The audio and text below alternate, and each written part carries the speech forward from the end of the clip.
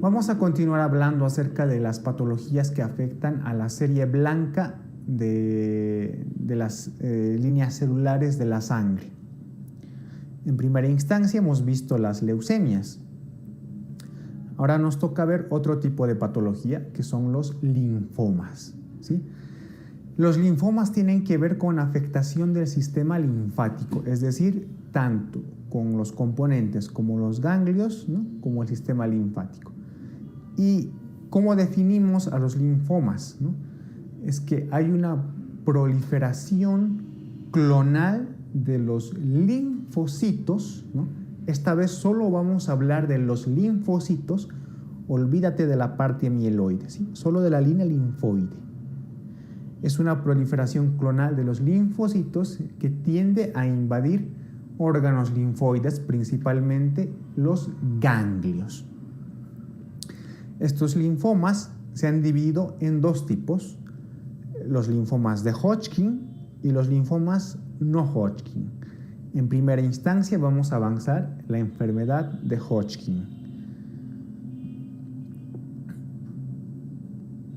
Bien, la enfermedad de Hodgkin o linfoma de Hodgkin se define como un síndrome linfoproliferativo, ¿sí?, monoclonal y que es de origen B, o sea, van a estar aumentados los linfocitos B. Estos linfocitos B van a invadir a las adenopatías, ¿sí? Es un síndrome linfoproliferativo, recuerda, aumento de la proliferación de la línea linfoide, monoclonal de origen B. Es característica de este tipo de linfoma las famosas células de Rett-Steinberg. Recuerda este tipo de células porque ya han caído este año como pregunta en el examen de residencia, ¿sí? Las células de Rett-Steinberg, aunque no son patognomónicas, es decir, no solo aparecen en los linfomas de Hodgkin, sí que son características del linfoma de Hodgkin. O sea, en tu mente relaciona linfoma de Hodgkin, célula de Rett-Steinberg, sí, es característica del linfoma de Hodgkin. ¿Cuáles son estas células? Pues son estas que tú ves aquí en la diapositiva, ¿no?, las que estoy señalando. Son estas células grandes que parece que tuvieran dos ojos de lechuza, ¿no? Se ve un núcleo grande con un nucleolo prominente. Entonces, estas células en forma de ojos de lechuza son las famosas células de Rett-Steinberg, que son características del linfoma de Hodgkin. Predomina en varones, aunque hay un tipo especial de linfoma que predomina más en mujeres, vamos a verlo más adelante, ¿no? Y afecta a pacientes jóvenes, pero también puede afectar a pacientes mayores, pero sobre todo a pacientes jóvenes. En su etiología está en relación con el virus de Epstein-Barr. De hecho, la infección por virus de Epstein-Barr también nos pueden dar esta imagen, ¿no?, de las células de Rett-Steinberg. Pero tú quédate con que las células de Rett-Steinberg son clásicas del linfoma de Hodgkin. ¿Cómo hacemos la clasificación? Pues el linfoma de Hodgkin se divide en 4 tipos: el predominio linfocítico, el esclerosis nodular, celularidad mixta y depresión linfocitaria. Estos dos primeros son los de mejor pronóstico, y el predominio linfocítico y el esclerosis nodular. El tipo más frecuente el subtipo más frecuente del linfoma de Hodgkin es el tipo esclerosis nodular. Este es el subtipo más frecuente. Estos dos son de buen pronóstico. Los otros dos son de mal pronóstico.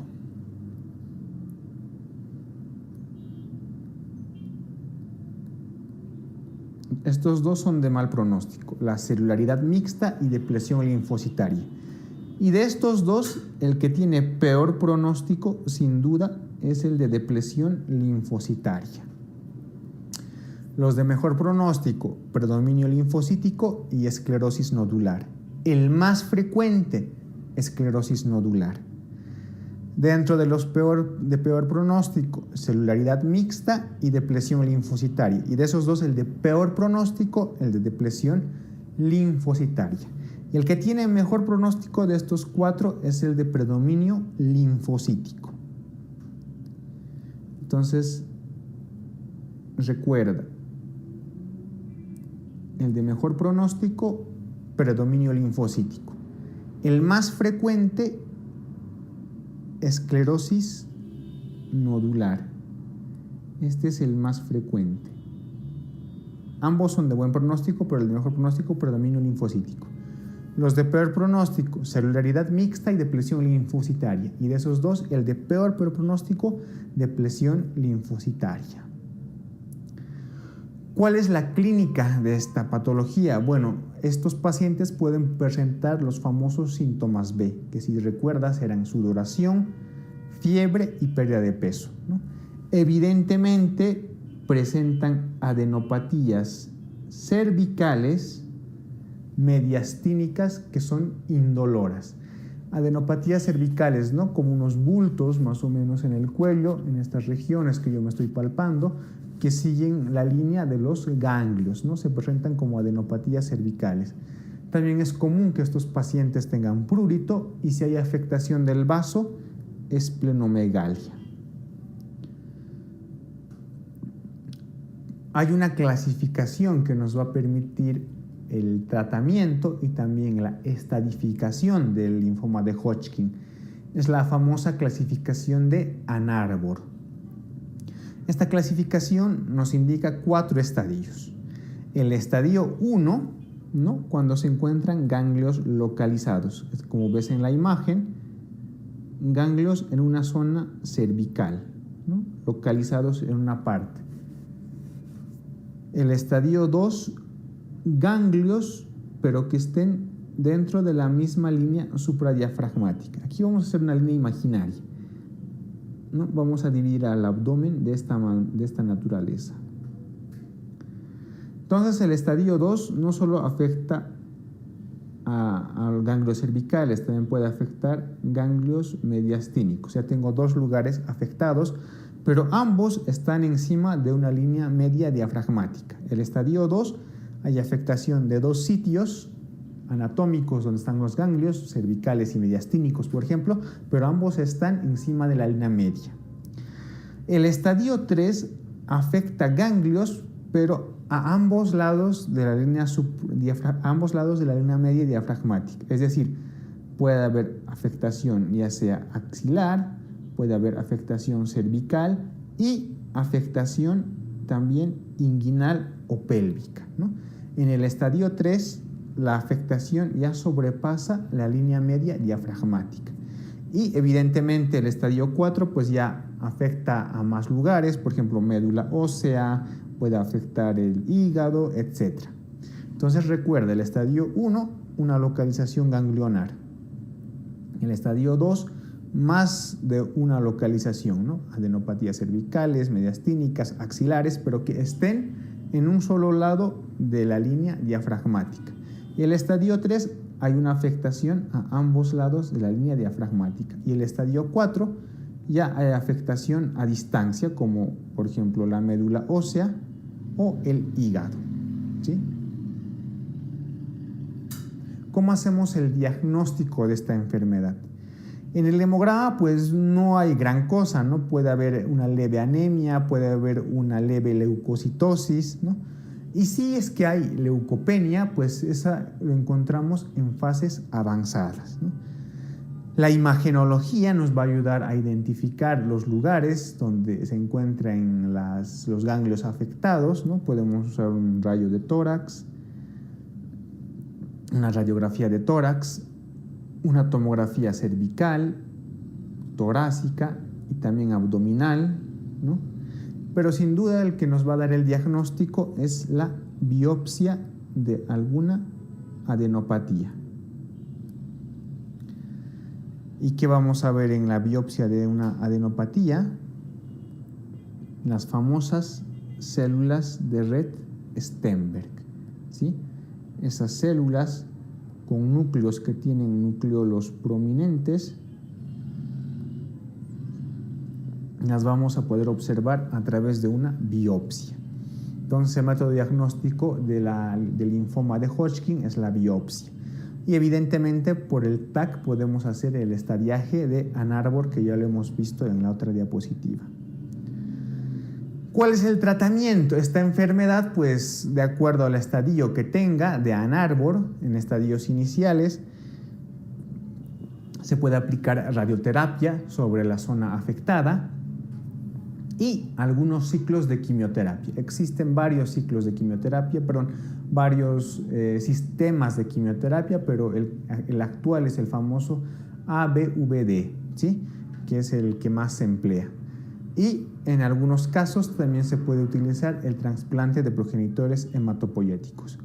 Este cuadro que ves de factores de mal pronóstico sí que es importante que tú lo aprendas, ¿no? Porque son datos muy característicos de la enfermedad de Hodgkin. ¿Cuáles son los factores de mal pronóstico del linfoma de Hodgkin? Por ejemplo, que el paciente debute con esta enfermedad a los 60 o más años, el sexo masculino, que presente síntomas B, que tenga un estadio 3 o 4 de Ann Arbor, que presente una masa gigante o la denominada bulky, ¿no? O que en el estadiaje histológico veamos que tiene un predominio de celularidad mixta o depresión linfocitaria, que si tú recuerdas eran los subtipos de enfermedad de Hodgkin de peor pronóstico. Entonces, si tienes que recordar algo de este tema, es la célula de Stenberg, característica del linfoma de Hodgkin, que es una enfermedad linfoproliferativa, es decir, solo de la línea linfoide y de origen B, solo los linfocitos B, ¿no? El estadiaje de Ann Arbor es importante, sobre todo para el tratamiento, y el diagnóstico se realiza con una biopsia. Continuando con el estudio de los linfomas, ahora nos toca avanzar los linfomas de tipo no Hodgkin. Bien, vamos a definir a los linfomas no Hodgkin como unas neoplasias linfoproliferativas, es decir, que hay una proliferación de linfocitos solamente, ¿no? Pero que a diferencia del linfoma de Hodgkin, donde había proliferación solo de los linfocitos B, en los linfomas de tipo no Hodgkin existe proliferación tanto de linfocitos B, de los linfocitos T y de sus variantes como los linfocitos natural killer. Es decir, existe proliferación de todos los tipos de linfocitos. ¿Cuál es la epidemiología de los linfomas no Hodgkin? Recuerda que los linfomas no Hodgkin son más frecuentes que el linfoma de Hodgkin, ¿no? Tiene un predominio sobre todo en varones, y dentro de los linfomas no Hodgkin el más frecuente es el llamado linfoma difuso de célula grande, ¿sí? O también llamado linfoma difuso de linfocitos B grandes, ¿sí? Entonces, si algo tienes que recordar es que el linfoma no Hodgkin es más frecuente que el linfoma de Hodgkin. Y dentro de los no Hodgkin, el más frecuente es el linfoma difuso de célula grande. La etiología. Bueno, evidentemente, al igual que en muchas de las neoplasias hematológicas, pues está presente la radiación, quimioterapias previas, ¿no? En el caso de los linfomas, por ejemplo, una inmunodeficiencia, ya sea congénita, ¿no? Como algunas enfermedades como deficiencias de inmunoglobulinas, por ejemplo, o adquiridas, ¿no? Como el VIH. Entonces, esas son las principales causas que pueden darnos lugar a un linfoma no Hodgkin. Pero sin embargo, hay microorganismos que, como ves en la diapositiva que aquí te presento, presentan ciertas características para desarrollar un tipo en específico de linfoma. Y esto sí es importante que te lo aprendas. Por ejemplo, el virus de Epstein-Barr, aparte de que está en relación con el linfoma de Hodgkin, que ya te lo he explicado antes, también está en relación con el linfoma de Burkitt, el linfoma de los linfocitos T y los linfocitos natural killer, ¿no? Sobre todo del tipo nasal, el virus ATHLB1, que está en relación con la leucemia, linfoma de células T del adulto, el VIH, que está en relación con el linfoma difuso de célula grande y también con el linfoma tipo Burkitt, el virus de la hepatitis C, que está en relación con el linfoma linfoplasmocítico, el Helicobacter pylori, que está en relación con el linfoma gástrico de tipo MALT, es decir, un linfoma asociado a adenopatías de mucosas, el virus de herpes tipo 8, que está asociado con la enfermedad de Castleman y el linfoma de cavidades, y una bacteria como la Chlamydia psittaci, que está en relación con el linfoma de la glándula lacrimal, ¿no?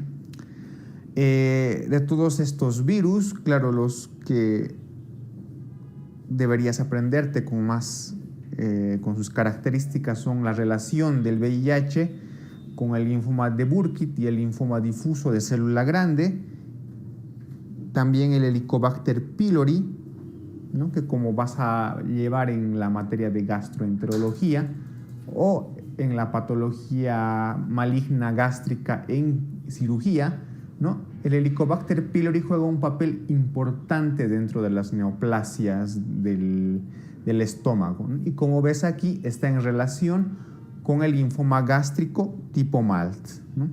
También importante recordarte el virus de Epstein-Barr, ¿no? Que no solo está en relación con el linfoma de Hodgkin, también está en relación con el linfoma de Burkitt y el linfoma de linfocitos T natural killer, sobre todo del tipo nasal. ¿Cómo hacemos la clasificación de los linfomas no Hodgkin? La OMS va a clasificar a los linfomas de acuerdo a la estirpe celular que tengan. Por ejemplo, habrá linfomas que tengan una estirpe de linfocitos B, linfomas que derivarán de los linfocitos T y evidentemente sus variantes como los natural killer. La imagen o la diapositiva que aquí te muestro, ¿no? Pues es realmente infame, como yo la digo, y no tiene ningún sentido que la estudies. Así que esta clasificación de la Organización Mundial de la Salud, le haces esto, ¿no? Una X. De cara al examen de la residencia, no te conviene repasar esta clasificación. Si realmente tienes interés y tienes tiempo necesario, pues te sugiero que le eches un vistazo, pero más nada. En cambio, nosotros vamos a clasificarlo de una manera más sencilla. Vamos a clasificar los linfomas no Hodgkin en dos tipos: los linfomas de bajo grado y los linfomas de alto grado. Y esto sí que es importante que te lo aprendas. Dentro de los linfomas de bajo grado vamos a encontrar, por ejemplo, los linfomas de la zona marginal, esplénico y el tipo MALT, ¿no? El linfoma asociado a mucosas, el linfoma folicular, el linfoma linfoplasmocitoide o también llamada enfermedad o macroglobulinemia de Waldenström, la micosis fungoide o linfoma cutáneo de tipo T, y dentro de los linfomas de alto grado, el linfoma de células del manto, el linfoma B difuso de célula grande o linfocitos B grandes, el linfoma de Burkitt, el linfoma linfoblástico de células B y el linfoma linfoblástico de células T, ¿no? Entonces, esto sí que es importante que te lo aprendas. Dentro de los linfomas de bajo grado, el que es más frecuente es el linfoma folicular. Y dentro de los linfomas de alto grado, el que es más frecuente es el linfoma B difuso de células grandes. Y como recordarás, como te había mencionado en un principio, este linfoma también es el más frecuente a nivel global de los linfomas. Sí, es el más frecuente. Sí, de todos los linfomas, el linfoma difuso de célula grande es el más frecuente, ¿no? Y dentro de los linfomas de bajo grado, el más frecuente, el folicular. Bien, ¿por qué hacemos este tipo de división? Porque resulta que los linfomas de bajo grado no se caracterizan por tener un crecimiento lento. Es decir, el paciente tiene una supervivencia media bastante larga, ¿sí? Y generalmente no presentan muchos síntomas. La desventaja de los linfomas de bajo grado es que debido a su crecimiento lento, es decir, a que tienen una división mitótica lenta, no tienen una buena respuesta a la quimioterapia. En cambio, los linfomas de alto grado generalmente son más agresivos, es decir, presentan mucha sintomatología, también presentan masas voluminosas, ¿no? Tienen un crecimiento bastante rápido, acelerado, y en general presentan metástasis con mucha frecuencia. Pero estos linfomas de alto grado, debido a su alto índice de mitosis de las células, o sea, de la división de las células, tienen una muy buena respuesta a la quimioterapia. Entonces recuerda, linfomas de bajo grado, linfomas tipo Maltz, el linfoma folicular, la enfermedad de Waldenström y la micosis fungoide, que es un linfoma cutáneo de tipo T. Linfomas de alto grado, el linfoma de las células del manto, el linfoma B difuso de célula grande, recuerda, este es el más frecuente de todos los linfomas, el linfoma de Burkitt, luego tenemos el linfoma linfoblástico de células B y el linfoma linfoblástico de células T. La clínica, bien, evidentemente cada tipo de linfoma puede tener ciertas particularidades, pero hay cosas generales que tienen todos los linfomas no Hodgkin. Por ejemplo, la presencia de adenopatías, la infiltración en el hígado, ¿no? O también en el vaso, afectación de la médula ósea, van a invadir la médula ósea, y expresión leucémica. ¿A qué me refiero con expresión leucémica? Es que generalmente este tipo de linfomas no Hodgkin en la sangre van a presentar leucocitosis, y esta leucocitosis se debe a la invasión de las células neoplásicas en sangre periférica. Por lo tanto, esto se llama expresión leucémica, o sea, la expresión de estas células malignas en la sangre, ¿no? Y de acuerdo a su clasificación, como lo hemos hecho en la otra diapositiva, pues la clínica va a ir variando. Por ejemplo, en los linfomas de bajo grado, los pacientes van a presentar evidentemente adenopatías, esplenomegalia, también expresión leucémica, pero como estos linfomas tienen un crecimiento bastante lento, o sea, los de bajo grado, casi no presentan sintomatología. Incluso algunos pacientes están totalmente asintomáticos. Por el contrario, los linfomas de alto grado, debido a su rápido crecimiento, presentan una historia de enfermedad bastante corta y también presentan mucha sintomatología. Por ejemplo, van a presentar síntomas B, entre los cuales están pérdida de peso, fiebre, sudoración. También van a presentar síntomas compresivos por masa, ¿no? Por ejemplo, van a presentar dolor o obstrucción, ¿no? Y es bastante frecuente la metástasis, es decir, la invasión de órganos fuera del sistema linfático. O sea, un paciente con linfoma de bajo grado te va a venir generalmente con adenopatías, pero sin ningún otro síntoma. Y te va a mencionar de que la historia de las adenopatías es pues bastante larga, ¿no? Meses, incluso años. En cambio, un linfoma de alto grado, al decir en historia de la enfermedad bastante corta, es que te va a mencionar que tiene síntomas, sudoración, pérdida de peso y aparición de adenopatías de reciente data, es decir, meses, incluso semanas, ¿no? ¿Cómo hacemos el diagnóstico de los linfomas no Hodgkin? Evidentemente, como aquí ves en la imagen, hay que realizar una biopsia. La biopsia es la que nos va a dar el diagnóstico definitivo del linfoma no Hodgkin. Tienes que hacer una biopsia pues, de una adenopatía. Por ejemplo, en la imagen tú ves dos biopsias. La primera es la de un linfoma folicular y la segunda es la de un linfoma tipo Burkitt,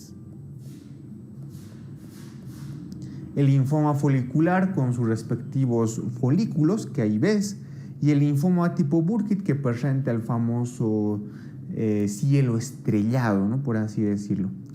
Aparte de la biopsia, que es el principal método diagnóstico, vamos a realizar también tipaje de inmunofenotipos de algunas células, por ejemplo de las células B, que tienen expresión CD20, etc., ¿no?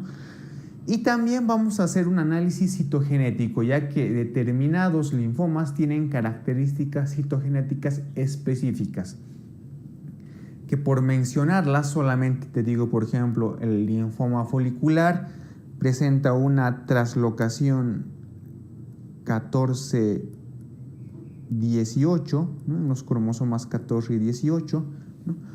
Pero de cara al examen, pues no es conveniente que te memorices todas estas traslocaciones, pero sí que sepas que en cada tipo de linfoma puede haber una alteración citogenética específica que nos va a ayudar a diagnosticar de forma más específica.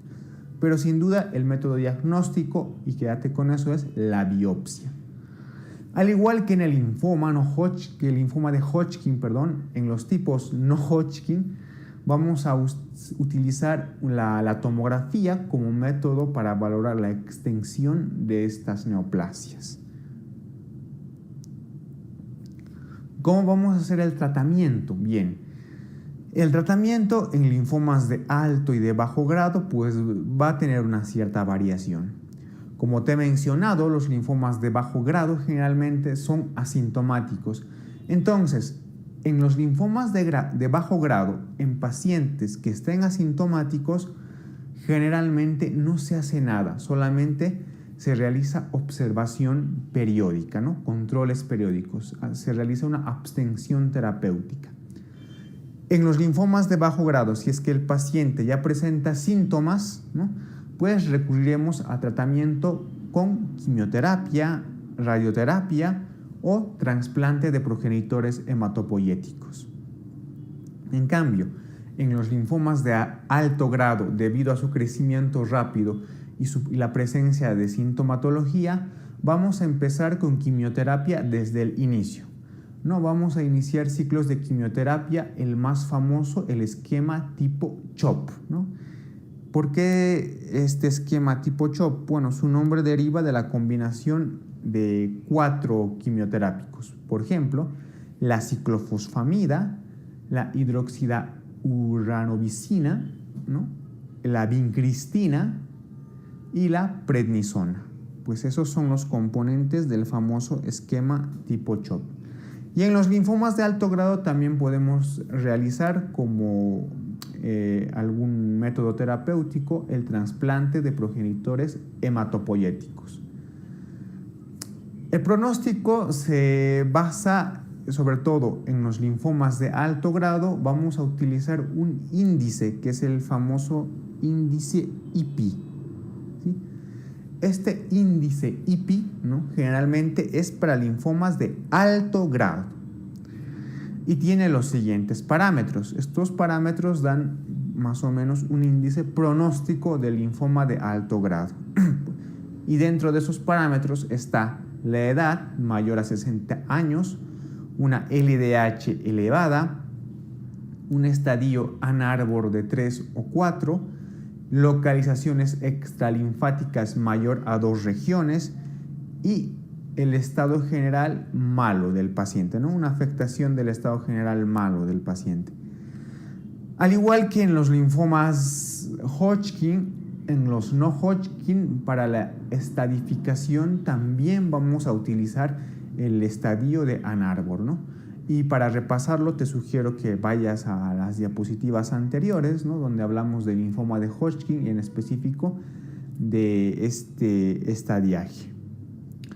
Bien, entonces de los linfomas no Hodgkin tienes que recordar las características de los linfomas de bajo y de alto grado, tanto clínicas, ¿no? como sus características particulares, y también los subtipos dentro de estos linfomas.